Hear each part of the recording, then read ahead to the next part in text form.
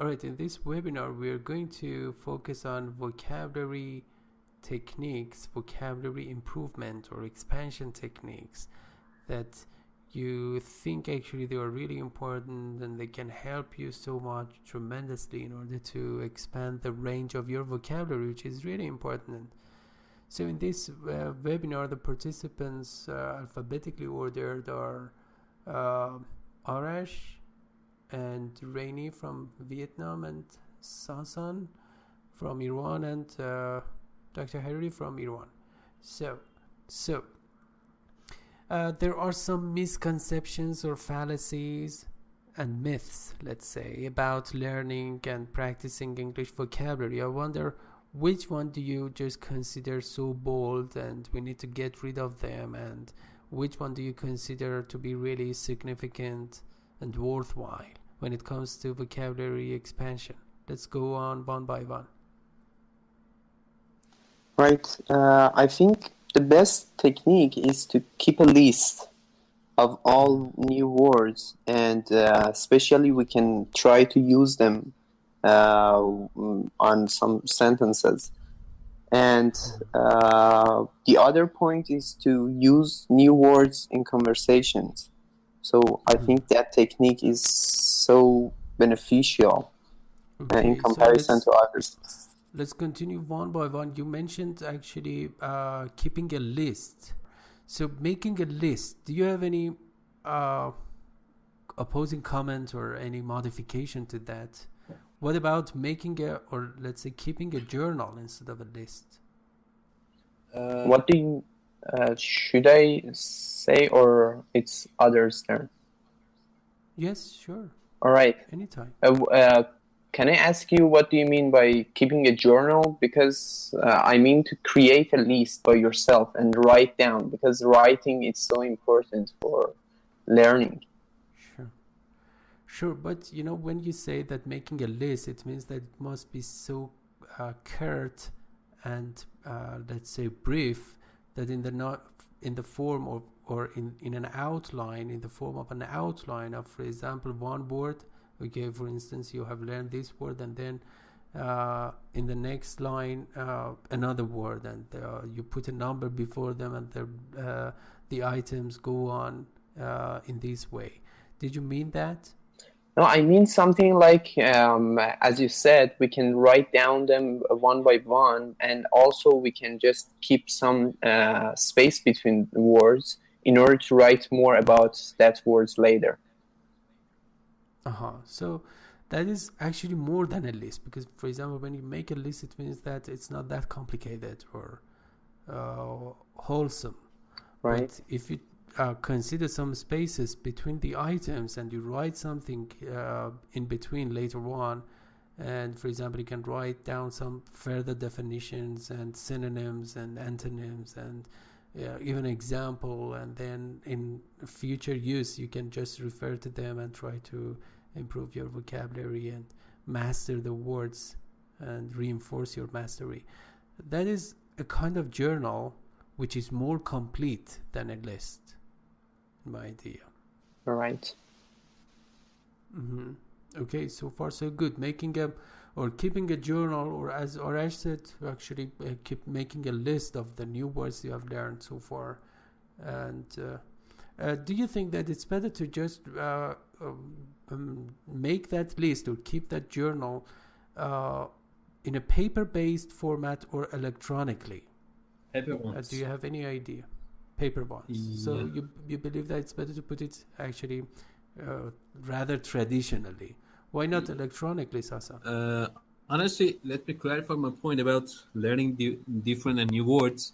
I suppose that making a list and having a notebooks is a beneficial way, but it's not that practical, I suppose, because the volume of your book and notebook is actually increasing every day, because you're adding more words and the volume and you're amassing many words, and it's really difficult for you in the long run to review all of them. So I think it's a good idea to write all of the words with its meanings and synonyms in a notebook, but there is no necessity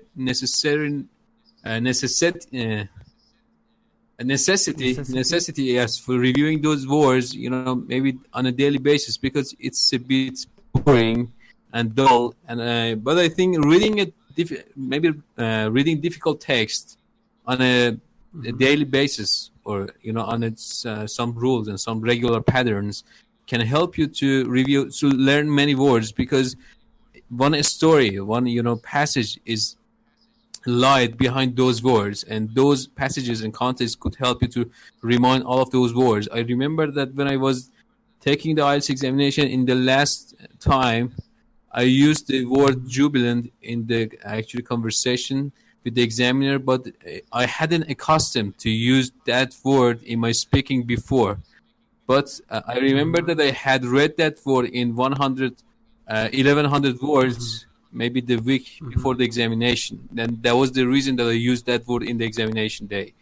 So I think, and if when it comes to writing the words and synonyms, it's better to write it by your hands, because I think I myself feel better and can memorize all of the. And also, it takes more time. And when you are writing something by your hand, it takes more time, and it means you have more time for concentration on those words. And also, sometimes when you make mistakes, those software programs, for example, Word, correct it for you without any, I don't know, hint or something, and you cannot be aware of your mistakes.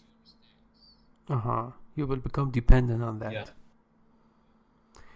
Right. So from what you said, I can come to this conclusion that we need to expose ourselves to new vocabulary items over and over. So exposure is a key. As you said, you are practicing and improving your vocabulary with the help of 1100 words you need to know, and you had a fresh memory of that word jubilant in your IELTS examination. And although you had not just, for example, practiced that so much, you could use that correctly in your language product just because of that exposure, or temporary, or let's say permanent exposure. We need to have that permanent exposure. So permanent exposure to difficult vocabulary, because English is not spoken outside the class or actually outside home. So we need to just expose ourselves to that in one way or another, even mechanically. So and what about you, Rainy? Do you think that, I personally believe that it's better for you to keep that journal electronically, although I know that by writing something with hand, you can have more concentration, or let's say awareness or consciousness, because handwriting is a very consciousness-raising activity, is a very good consciousness-raising activity. So what's your opinion? I just opt for electronic diary writing when it comes to just giving that journal, because of the fact that we can just edit that in future so easily. And also you can just deactivate that spelling checker or spelling or grammar check feature on Word, so that you can no longer depend on that. You can deactivate that feature. What about you? What do you think, Rainy, about that? Electronic or paper-based journaling? This is funny. Listen to you guys, because this is exactly the conversation I have to myself. So, so I read. They told us that writing down, use a pen and a pencil, write down on a paper will actually help you with muscle memory, right? And on the other hand, using a computer to store the journal, to store them on our computer would be much more easier to access and easier to manage them. So I found a solution. So I bought myself a Samsung Note. So they have a pen, so I can actually write it on the screen and then also save it up so to use it to refer it. That's quite a good solution, to be honest. Yeah, so, that's great. Interesting. It took me I decided, okay, so I'm gonna do it this way. I got myself a Samsung and I do it. So it's funny, yeah. And also, it took you hundreds of dollars, I suppose, to just activate it, just getting a Samsung device. Yeah, why not? Technology. All right, so the next item could be, in my idea, so vocabulary in context, learning words in context. Some people they believe that just you can memorize and learn something by heart. For example, if you I had some friends who had mistakenly memorized the words of a dictionary like a parrot. So parrot learning here does not count. We need to just have meaningful learning and learn words in context, so not decontextualized passages, or let's say decontextualized vocabulary items. That's why I was somehow suspicious about the technical term making a list instead of, for example, keeping a journal. So, and then in order to make yourself more conscious, we need to just extract the words that we have recently learned and keep them in that journal, electronically or traditionally. It's up to you. So we need to contextualize the words we learn, and that is a very important point. So let's go one by one. And do we have any further point that has not been mentioned so far? I have another thing to add into the way to learn vocabulary you just mentioned, because actually that's how I was taught. I studied English like in the 7th grade, and then the teacher will have a list of vocabulary one by one each word, and she will want it to go home and write down that one word for like 10 lines or 15 lines, and then you have to do that, and then you do not have a context. So when you want to say, after that, when I try to say something, I know the word, but I don't know, I only know the keyword. I don't know how to like, for example, I want to say I want to drink water, right? I only know the word drink. I don't know how to say, do you want to, or I don't have a way to say it. So actually I found that by taking a sentence with that, with the vocabulary you want to learn, actually helped me to learn faster, because now when I want to use that word, I have a reference. I can just refer that, take that, replace a few words, and I have a good sentence to go. So good point. Yeah, making sentences of the words that you have learned, not necessarily copying the examples from your dictionary, can help you. You personalize it on the basis of your experience and your interests and needs. So you become more passionate about the examples that you yourself create. It's much better than just actually, as I said, reading or studying the examples provided by your dictionary, which is really good by itself. Very good point. And that would lead to a second thing too. Let's continue one by one if possible. Let's ask Arash about his opinion. Actually, I think there is another disadvantage of memorizing words, and that is that when we try to memorize a word, as Rainy mentioned, when we try to use that, we don't know anything about the part of speech and different versions of that word. So, actually, it's better. For example, if we consider a word like create, so it's a verb, and creative also, and we have creativity. So it's better to write down different versions of that word. Parts of speech. That's helpful. This technique can help you expand your vocabulary and let's say include all the parts of speech or derivatives of that. For example, create is the verb. You need to know creation and also creatures. That is another noun form, creativity, creative, and so on and so forth. So with the help of just one new word, you will be able to learn several others. And that is really great, a very great technique. Derivatives, parts of a speech. I believe that actually, if you're familiar with one specific feature of LELB Society, with the help of flashcards, you will be able to internalize abstract words, because when it comes to realization or manifestation, words are either abstract or concrete. For example, table is a concrete word. You can touch it, it's tangible. But jealousy is an abstract word. So you need to do something in order to realize jealousy in your mind and make it as obvious as possible. Illustrative or illustrated flashcards can help you so much to just get to know some abstract or intangible words really better. And so flashcards, illustrated flashcards can help you to just internalize abstract words and concepts.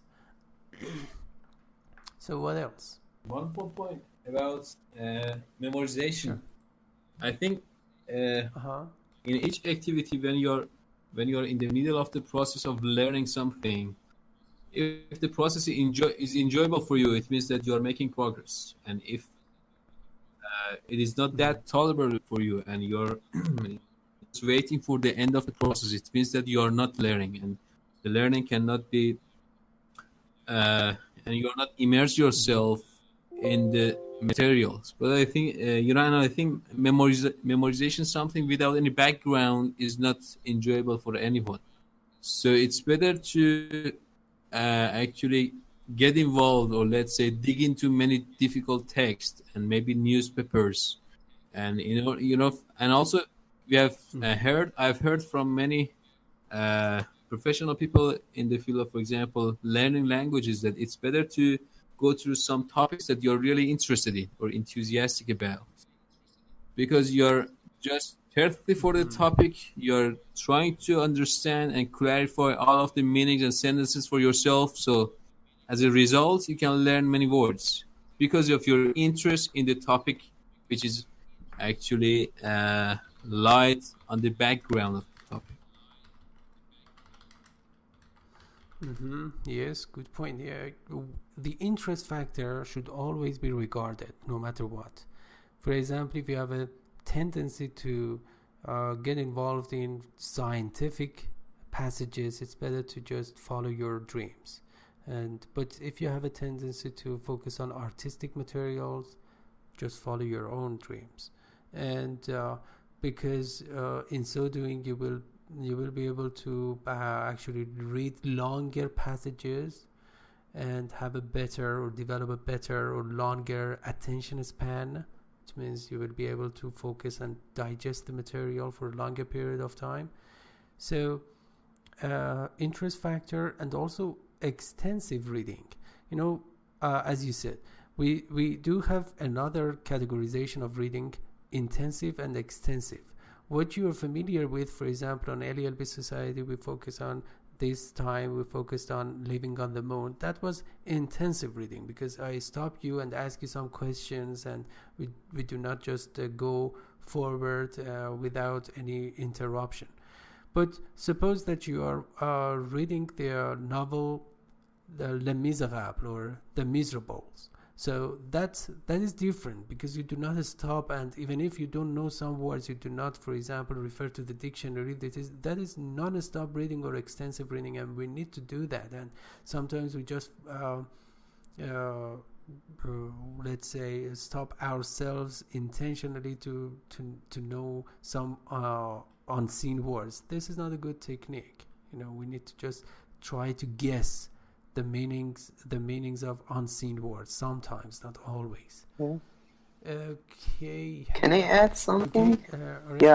As Sasan said, that this process should be enjoyable, and I think one good point is that in order to make this process more enjoyable and more memorable, we can try to play some games, vocabulary games.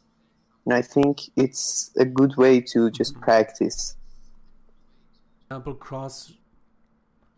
interesting, yes. And do we have any other point? What about using it? That is another point that I want to just make. And we sometimes vocabulary learning is categorized according to another taxonomy, and that is active vocabulary and passive vocabulary. Sometimes we learn if you learn or memorize words actually passively, it means that you cannot use them in your language products. You cannot use them in your everyday conversation. So it's passive because it takes time for you to just transfer your passive vocabulary to your active vocabulary. And the key to that, the key to doing that is practice and practice, particularly with your language partners in the class, with the people, pen pals on the internet. So you need to use them in your in your everyday conversation, and also diary writing. That is something that I've been using and doing for several years. Just write your diaries in English. It's not going to be so complicated sentences, short sentences, because you need to remind yourself of something, and it gives you a chance to practice metacognition. And so diary writing in English can also help you to activate passive vocabulary. Yeah. So what else? Yeah, I have one more point. Actually, I think it's better to try to just learn new words 100% correctly, because about the pronunciation and everything. Because when we learn something, I guarantee that if we learn it wrongly, it takes much more time to try to unlearn it and forget your mistakes and try to learn it again. And I personally experienced it. Yeah, that is a good point. This is called fossilization. So those wrong words or pronunciations are fossilized in your mind, and it's very difficult for you to unlearn them, and much more difficult than learning new words. So if you want to, for example, learn difficult vocabulary items, the best and the most reliable source of information is your dictionary. Because, for example, even your teacher, including me, might teach you some words with wrong pronunciations, and you will try to just internalize that and memorize it, and it's very difficult for you to just, let's say, unlearn that. So it's a good point. Thank you. And as I said, you need to use your dictionary again and again. And which dictionary? Forget about bilingual dictionary. For example, if you are Iranian and you want to learn English, so do not use an English Persian dictionary, because this does not give you a chance to practice new words. You need to try to define words, new words in English by itself in a direct manner. So no bilingual dictionary. And use a dictionary that has so many examples, not because some dictionaries are so concise and they don't provide you with so many examples. Longman is a good choice here to make. So use your dictionary again and again.